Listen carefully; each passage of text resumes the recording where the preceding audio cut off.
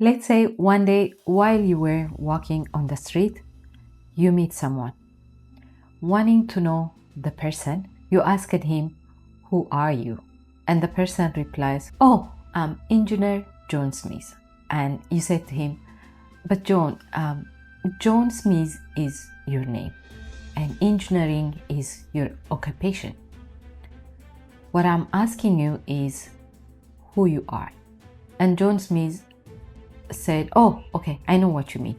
I'm a tall, fit man with a black hair, brown eyes, fair skin, and so on." So he basically tried to define himself using his body parts. And then you say to him, "But then, John, those are your body parts. Just think about it. If you are saying my eyes, my ears, my nose, my hands, my legs, my hair, who's saying my? Who are these body parts belongs to?" And then John said, "Oh, okay, I know what you mean. I am the thoughts that I think in my head and the feelings that I feel in my body." And you said to him, "But again, John, just listen to what you said. If you say the thoughts that I think in my head, who's the thinker? If you say the feelings that I feel in my body, who feels the feelings?" At this point, John gets so confused and he said, "So, if I'm not the things that I think I am, then who am I?" he asked. See, almost all of us human beings mistakenly identify ourselves with our label, title, status, our background, or religions. But we are none of those things. So if you are not all these things, then who are you? See, your true self is free from any label, identification, or limitation. You are not conceivable or perceivable. You are pure awareness or consciousness. You have never been created or will never be destroyed. So in this case, then what is it, the thing that makes us feel like we are those things? That's the ego. Ego simply means the illusion sense of self. Ego is not anything good or bad. Also, it's not some kind of entity or anything. It's just a narration inside our head. The purpose of ego is to give us an elusive sense of self so that we can experience this life individually.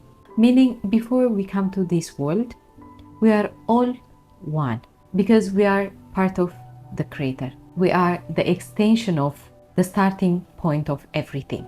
So we need the ego to give us that sense of self and feel like we are separate from one another. To understand this, let's see how the ego self develops. When you're born and come to this world, you are free from any limitations, but through time you start getting programmed. Just think about toddlers. If you notice toddlers, they don't feel shame running around naked. They don't fear touching fire. They don't fear expressing themselves, jumping up and down, singing, dancing, being silly, no pretending to be liked, loved, or look perfect. See how free they are? Once you were that, and that's your true authentic self. But then what happens is, growing up, we start getting programmed and the ego self start to develop. Now you'll be given a name, John Smith, and you start identifying with your name. You will look at your body and say, "I'm short, I'm tall, I'm fair skin, I'm white, I'm black, I'm brown, small nose, big eyes." So also start identifying with your body. And then also you realize your family practice some kind of religion. And then you consider yourself, I am Christian, I am Muslim, I am this and that. When you try to be yourself, express yourself, act and be however you feel, according to the society standard, you start being prevented, rejected, or even punished for being who you are. So for the first time, you will hear your mother telling you no when you do something, or your father telling you no, you can't do this, this is not acceptable, you can't be this, you can't be that. And you see the anger on their face when you do what they don't want you to do, and you start bearing that aspect of yourself. And also you see when you do the things that they like, that they accept, your mommy praise you, your daddy praise you, they give you the love, the attention, the care. So you start doing the things that makes them happy, that doesn't make them upset at all. You start doing the same things with the rest of the society. You go to school, there are rules, you have to follow those rules, otherwise you cannot survive. You notice that in order for you to be loved, accepted, praised, or even not being punished, you have to act and be in a certain way. So this is how the ego develops. You start pretending to be accepted. You try to look perfect so that you fit in. You try to please others so that you belong, and many other layers. So now, if we want to integrate our true, authentic self that is buried deep down under many layers, we need to understand ego very well. As we mentioned earlier, the purpose of ego is to give us an elusive sense of self so that we can experience this life individually. But ego, if it is not on check, it destroys our life by using fear as a weapon. It makes us miss our true purpose, why we are here in this world. The purpose why we are here in this world is for the universe to experience and see the depths of itself through us. And for that to happen, we need to fully embrace ourselves. So, what are the characters of ego? There are 4 P's that can help you to recognize in your day-to-day life whether you are operating from your ego or your true self. The first P is perfect. So if you notice yourself trying to be perfect, trying to look perfect, to act perfectly, to not make any mistake, to make everything looks perfect, you should understand that's your ego trying to avoid judgment. And the second P is please.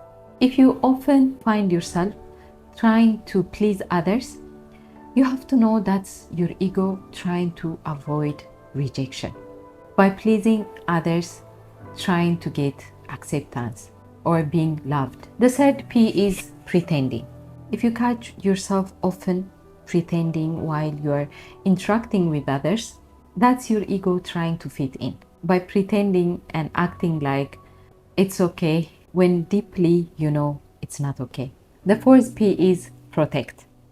If you often find yourself being so much protective or defensive, it's your ego trying to avoid pain or failure.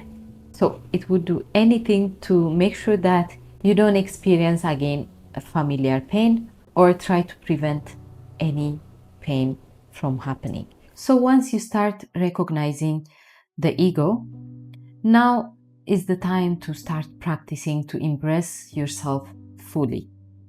How do you do that? By eliminating all kind of fears. So there are 5 major fears our ego uses to keep us trapped. The first one is fear of judgment. The second one is fear of rejection. The third one, fear of failure. The fourth one is fear of being excluded. And the fifth one is fear of uncertainty. On the next video, we're going to see how to eliminate these major fears and embrace our true self and live authentically. I hope you find this video somewhat helpful. If you do like the video, please make sure you give it a thumbs up. And if you are interested in this kind of topics, consider subscribing to the channel, because I'll be making more contents on raising our consciousness, knowing who truly we are, and live meaningful life. This is what I have for today. Until I see you next time, keep shining, beautiful souls.